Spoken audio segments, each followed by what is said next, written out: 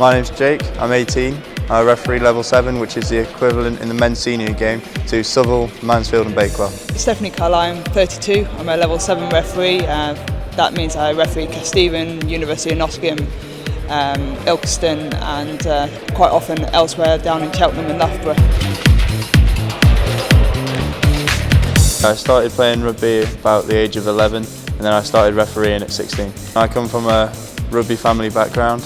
My dad played and my granddad played, so it just sort of followed suit for me to be involved in the game as well. I first got into rugby because I got chucked out of ballet and gymnastics. So realised probably dainty sports wasn't the way for me. Chatted to my best mate across the road, whose dad was the rugby coach, and got involved then at the age of 9. I just wanted to help out my local club by refereeing junior and some lower down senior games, and once I started doing that I caught the bug and that was it. I started actually at university, took an initial entry course there, refed a couple of tournaments but continued playing my sport alongside it, and then about four or 5 years ago I decided that actually refereeing was a route for me.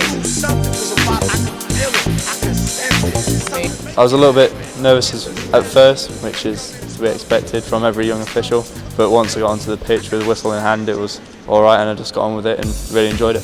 It was a little bit challenging at first with some of the players being double my age plus a bit, but sort of a big 20 minutes to sort of set the standard of the game. After that a lot of people realised that hang on, this lad does actually know what he's doing, so you gain respect pretty quickly as long as you respect them. It was interesting. I used to play flanker, so in my game was bending the laws as much as I could, and it was interesting. Once I did the refereeing course I actually learnt what those laws were, and I learnt how to more apply them, but to apply them in a way that promotes the game as opposed to making the referee the centre. It's not about that, it's about the referee promoting the game and enabling the guys to have the best game they can. Everybody has to enjoy playing a good long bit of advantage when a team actually scores a try at the end of it. You know you've done your job when that happens. I enjoy the banter with the players, admittedly. Seeing the game play and enabling that game to be played in the best possible way for a fluid game that's without too many stoppages. So yeah, the enjoyment of the players is what I get out of it. My refereeing highlight was definitely going across to Dubai and refereeing the Dubai Sevens. It was a brilliant couple of days, high intensity, but the standard was brilliant. My refereeing highlight was probably when I flew over to Savannah and I refed it in a tournament out there, so it was quite entertaining. There was some very competitive teams and then we had some very much older, more social teams, and it was obvious between the two. The NLD have been brilliant. They've given me the vast majority of my training from sort of the bottom all the way till now. I've got my own coach from the NLD who sort of talks to me before games, talks to me after games to make sure that I'm on the right tracks, and they're always just a phone call away if I need to have a word. At first I wasn't assigned a coach, which is was fairly normal at the time. After a couple of games where they realised that hang on, there may be a little bit of potential here, they assigned me a coach. So he's been working with me probably since I started refereeing.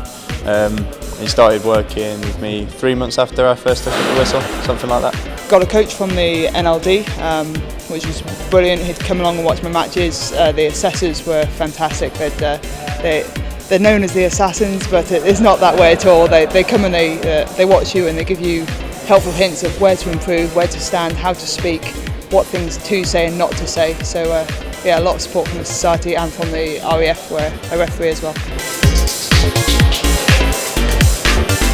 The advice I'd give is just get stuck in.